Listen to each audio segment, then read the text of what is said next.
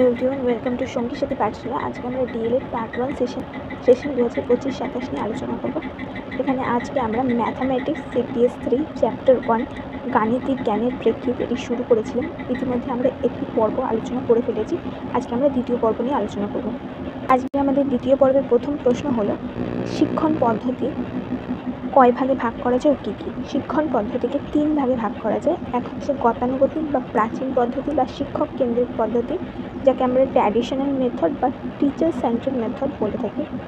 Next হচ্ছে প্রগতিশীল বা আধুনিক পদ্ধতি বা শিক্ষার্থী কেন্দ্রিক সক্রিয় পদ্ধতি, এটাকে আমরা progressive method or student centric method বলে থাকি। 3 নম্বর হচ্ছে স্বয়ং শিক্ষণ পদ্ধতি বা সেলফ লার্নিং মেথড।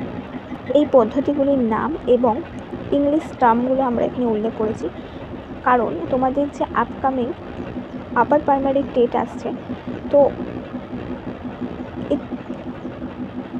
এতে অনেক সময় এভাবে আধুনিক পদ্ধতি প্রগতিশীল পদ্ধতির বদলে এরকম প্রোগ্রেসিভ পদ্ধতি বা প্রোগ্রেসিভ মেথড এই ধরনের ইংলিশ টার্মেশনগুলো দিয়ে থাকে।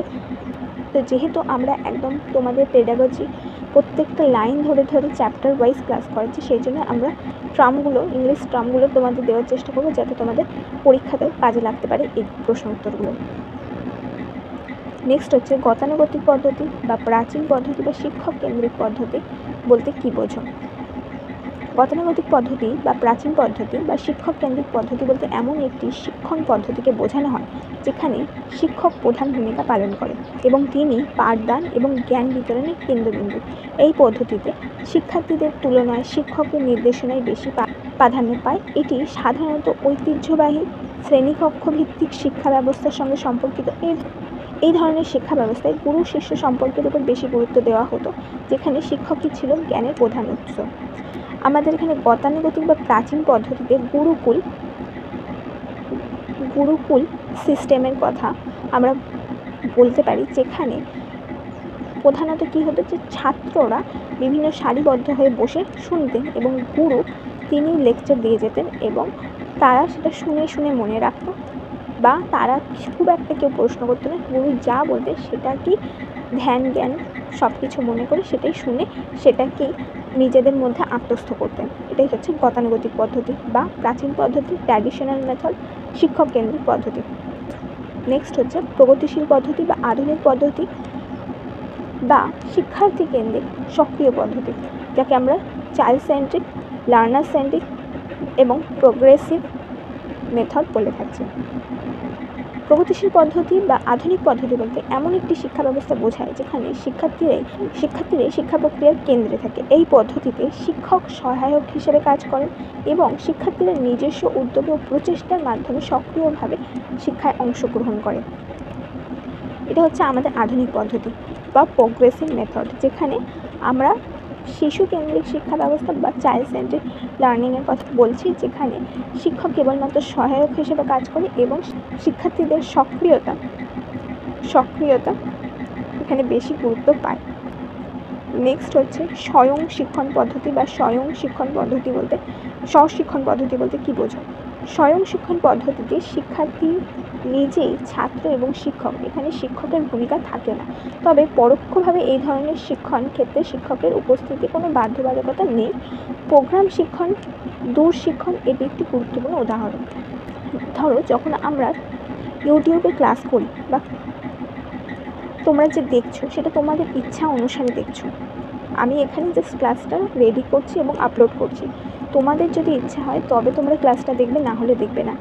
এখানে তোমাদের এই মোটিভেশনটা তোমরা নিজেরাই নিজেদেরকে দিচ্ছ। এখানে তোমরা নিজেরাই নিজেদের শিক্ষক হিসেবে কাজ করছো। কি বুঝছো এবং কতটা বুঝছো সেটাকে নোটস হিসেবে লিখে রাখবে, না মাথায় স্টোর করবে, না নিজেদের মধ্যে আত্মস্থ করবে, সেটা সমস্ত ডিসিশন তোমাদের। নেক্সট হচ্ছে গতানুগতিক শিক্ষা পদ্ধতির গুরুত্বপূর্ণ পদ্ধতিগুলি কী কী? গতানুগতিক শিক্ষা পদ্ধতির গুরুত্বপূর্ণ পদ্ধতিগুলি হলো আরোহী অবরোহী পদ্ধতি, সংশ্লেষণ বিশ্লেষণ পদ্ধতি, বক্তৃতা প্রতিপাদন পদ্ধতি বিশেষভাবে উল্লেখযোগ্য। গতানুগতিক পদ্ধতির গুরুত্বপূর্ণ পদ্ধতিগুলি সম্পর্কে এক কথায় লিখুন। আমি এটাও তোমাদেরকে দিচ্ছি, তোমাদের যে আপার প্রাইমারি টেট এবং সি টেট এবং ডাব্লিউবি যদি প্রাইমারি টেট হয়, তাতেও যাতে তোমাদের কাজে আসতে পারে এই পারমিশনগুলো, সেই জন্য আমি তোমাদেরকে এগুলো এখানেই বলে দিচ্ছি, কারণ এগুলো আমরা পরে আলোচনা করবো অন্য চ্যাপ্টারে।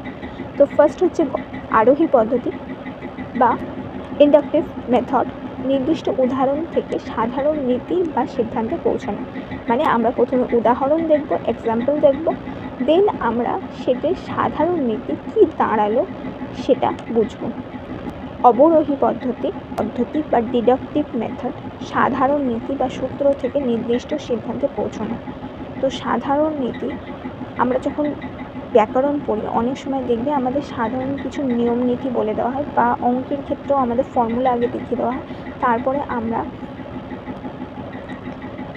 সেটা থেকে বিভিন্ন প্রবলেম সলভ করে একটা সিদ্ধান্তে পৌঁছাই।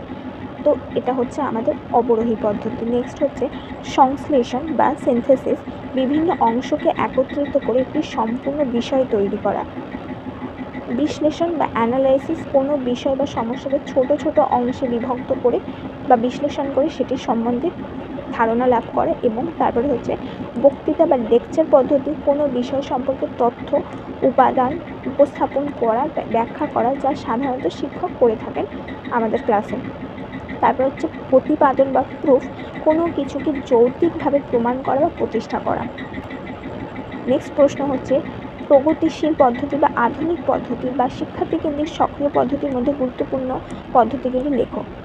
প্রগতিশীল পদ্ধতির মধ্যে উল্লেখযোগ্য হলো উইনেকটা পদ্ধতি, ডাল্টন পদ্ধতি, আবিষ্কার পদ্ধতি, কার্য সমাধান পদ্ধতি, সমস্যা সমাধান পদ্ধতি, সক্রিয়তা পদ্ধতি, পরীক্ষাগার পদ্ধতি ইত্যাদি। এর সাথে প্রকল্প পদ্ধতি বা প্রজেক্ট পদ্ধতির কথা উল্লেখ করতে পারবো। তো এরপরে হচ্ছে প্রগতিশীল পদ্ধতিগুলি সম্পর্কে লেখো। তো প্রথমে আমরা বলেছি ডাল্টন পদ্ধতি। ডাল্টন পদ্ধতি হচ্ছে একে কার্যভার প্রথা বা পদ্ধতি বলা হয়ে থাকে। এখানে একটি নির্দিষ্ট সময় শিক্ষার্থী কোনো একটি বিষয় কতটা কাজ করবে সে সম্পর্কে শিক্ষার্থীকে ভার প্রদান করা হয়। এখানে কিভাবে কাজটা করবে, কোন বিষয়ে কাজটা করবে, সেটা হয়তো বিষয়টা নির্বাচন করা হয়, কিন্তু বিষয়টা কোন টপিকটা, তার মধ্যে কোন টপিকটা নিয়ে কাজ করবে সেটা শিক্ষার্থী নির্বাচন করবে, এবং সেটা কীভাবে করবে সেটাও শিক্ষার্থী নির্বাচন করবে, কিন্তু তার পদ্ধতিও বলে দেওয়া থাকবে এবং নির্দিষ্ট করা থাকবে, সেই অনুযায়ী শিক্ষার্থী নিজেই কাজটা সম্পন্ন করবে। নেক্সট হচ্ছে উইনেকটা পদ্ধতি। উইনেকটা পদ্ধতি হলো একটি শিক্ষণ পদ্ধতি যা 1920 দশকে কার্লটন ওয়ার্সবার্ন কর্তৃক উদ্ভাবিত হয়েছিল, যা মূলত শিক্ষণ পদ্ধতির। এই পদ্ধতি শিক্ষার্থীদের সৃজনশীল কার্যকলাপ এবং মানসিক ও সামাজিক বিকাশে উৎসাহিত করা হয়, যার মাধ্যমে তারা পরীক্ষা নিরীক্ষা ও স্বাধীন চিন্তা ভাবনা করতে শেখে। মূলত এটি একটি সৃজনশীল পদ্ধতি, অনেকটা প্রকল্প পদ্ধতির মতো, যেখানে তাদেরকে কোনো একটা কাজ দেওয়া হবে এবং সেই কাজটি সমস্যা হিসাবে তুলে ধরা হবে এবং নিজেদেরকে সমস্যার সমাধান করতে বলা হবে। এরপরে হচ্ছে আবিষ্কার পদ্ধতি, যার নাম হচ্ছে ডিসকভারি মেথড এবং হিউরিস্টিক মেথড।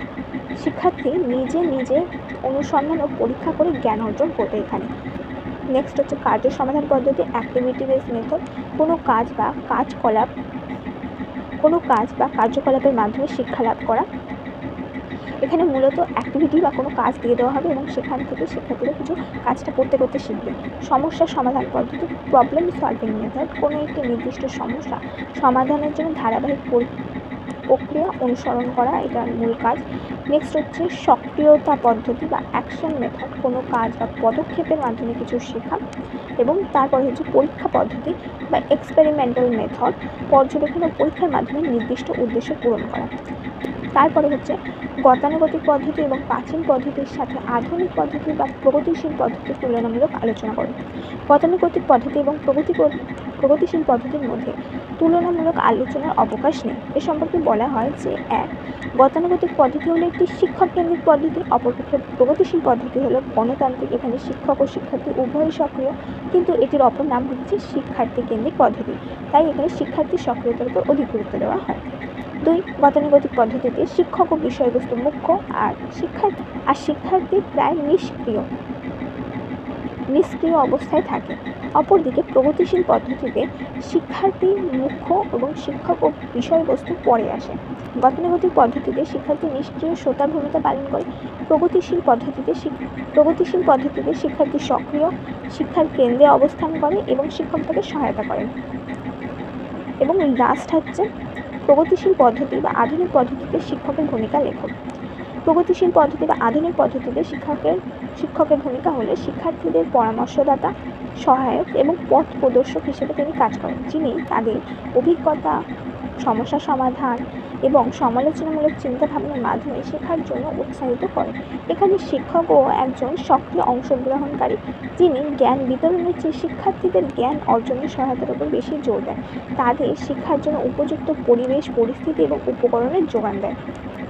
তো প্রগতিশীল পদ্ধতিতে আগে কেবলমাত্র গুরু বলে যেতেন এবং শিক্ষার্থীরা নিষ্ক্রিয়ভাবে শুনে যেতেন, কিন্তু এখনকার দিনে শিক্ষক সবসময় চাইবেন যে শিক্ষার্থীরা যাতে বিষয়টিকে নিজেরা পরিস্থিতির সাথে বুঝে নিজের পূর্ব অভিজ্ঞতাকে কাজে লাগিয়ে বাস্তব পরিস্থিতির ভিত্তিতে জ্ঞান গঠন করে।